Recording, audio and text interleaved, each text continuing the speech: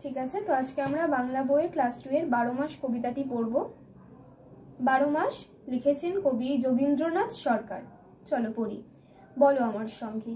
বৈশাখ মাসে পুষেছিনু, বৈশাখ মাসে পুষেছিনু একটি শালিক ছানা, একটি শালিক ছানা।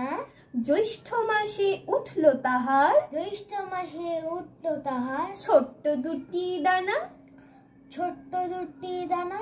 আষাঢ় মাসে বাড়ল ক্রমে, আষাঢ় মাসে বাড়ল ক্রমে গায়ের পালকগুলি, গায়ের পালকগুলি।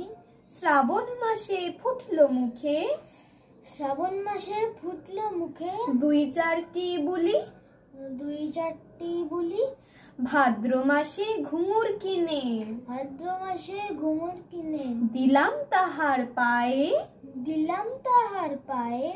আশ্বিন মাসে নাইয়ে দিলাম, আশ্বিন মাসে নাইয়ে দিলাম হলুদ দিয়ে গায়ে, হলুদ দিয়ে গায়ে।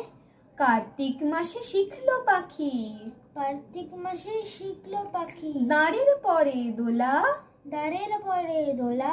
অগ্রায়ণ মাসে একেবারে হলো, অগ্রায়ণ মাসে একেবারে হলো সে হর বোলা, সে হর বোলা। পৌষ মাসে থাকতো খোলা, পৌষ মাসে থাকতো খোলা খাঁচার দুটি দ্বার, খাঁচার দুটি দ্বার।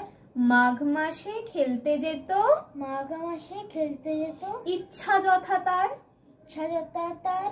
ফাল্গুন মাসে দুষ্ট বুদ্ধি, ফাল্গুন মাসে দুষ্টু বুদ্ধি জাগলো তাহার মনে, জগলো তাহার মনে। চৈত্র মাসে ফুরুত করে, চৈত্র মাসে ফুরুত করে উড়ে গেল বনে, উড়ে গেল বনে।